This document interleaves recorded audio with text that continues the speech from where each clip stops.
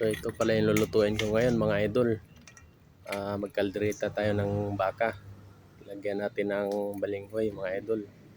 Ayan. Balinghoy po ito.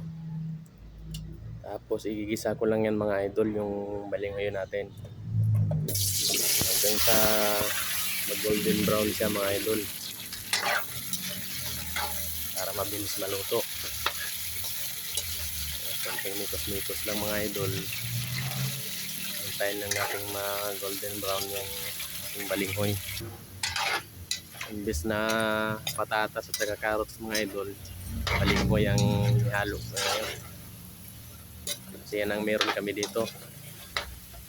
Yan, nung mag golden brown ng mga idol, hahanguin ko na yan. Yan, nung mahango pa ng mga idol, agad na ako nag-gisa at sibuyas at bawang. Konting mikos-mikos hanggang sa mag golden brown bago ko ilagay yung ating pinalambot na karneng baka mga idol.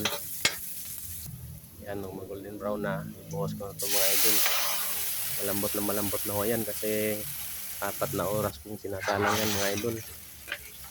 Yan pala yung may mga buto-buto, kadera kung tawagin. Yan, itayin natin kumulo. At nung kumulo ng mga idol, babalik ko na yung ating napritong balinghoy. Halo-haloin lang natin para umilalim yung balinghoy mga idol kasi hindi pa gaanong luto yan.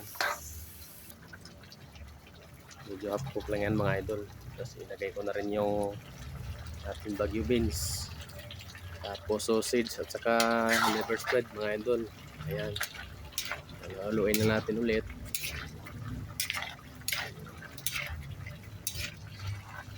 Ayan, ganyan lang mga idol, mikos-mikos lang.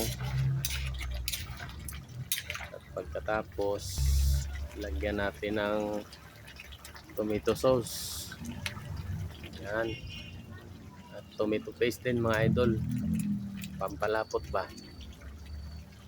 Kasi pagka tomato sauce lang, malabnaw siya mga idol, parang minudo.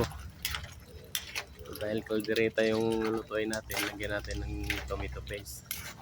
Ayan, konting mikos-mikos lang mga idol hanggang sa medyo matuyo yung ating sabaw. Ayan, kung mapapansin nyo mga idol, medyo malapot na. Nilagyan ko na rin ng asukal mga idol, pambalanse ng lasa, at saka ang huli ating bell pepper. Ayan, so luto na yan mga idol. Ayan na yung ating finished product, kaldereta na may balinghoy mga idol.